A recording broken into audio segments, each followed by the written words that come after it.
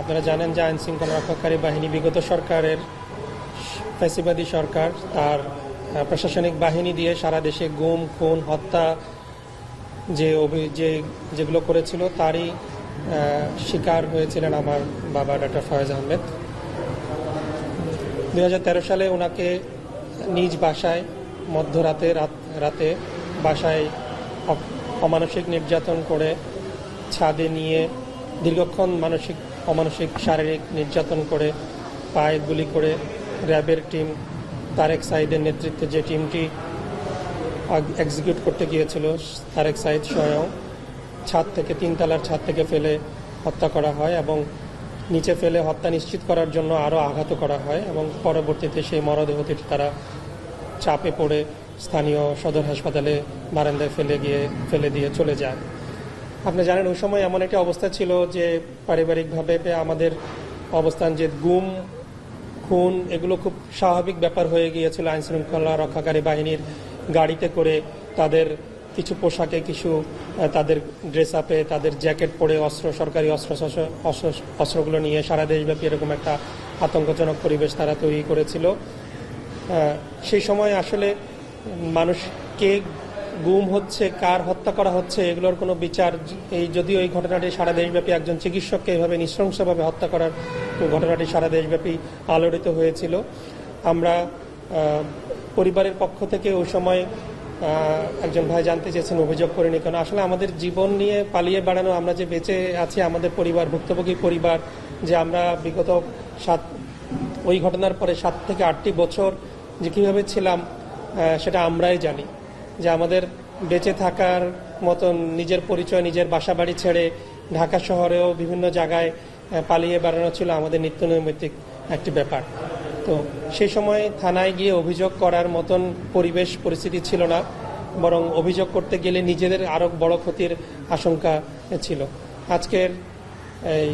স্বৈরাচার ফ্যাসিবাদ সরকারের পতনের পরে জুলাই বিপ্লবের পরে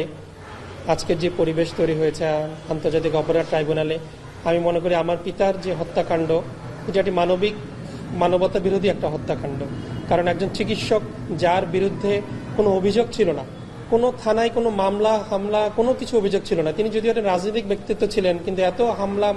মামলা হয়েছিল কিন্তু ওনার বিরুদ্ধে কোনো থানায় বিরোধী দলও কোনো অভিযোগ করেনি কখনো। সেই ধরনের একজন জনপ্রিয় চিকিৎসককে শুধুমাত্র রাজনৈতিক উদ্দেশ্যে প্রশাসনিক বাহিনী দিয়ে এরকম একটি হত্যাকাণ্ড করা, ভিন্ন মতকে দমন করার জন্য যে প্রচেষ্টাগুলো বিগত সরকারের হাসিনার সরকার যা করে দিয়ে আসছে তারই একজন ভিকটিম ছিলেন আমার পিতা ডক্টর ফয়েজ আহমেদ। আমরা আজকে ভুক্তভোগী পরিবারের পক্ষ থেকে আমি এবং আজকে আমার ছোট ভাই এখানে আছেন যে ওই দিন ঘটনার সাক্ষী, তার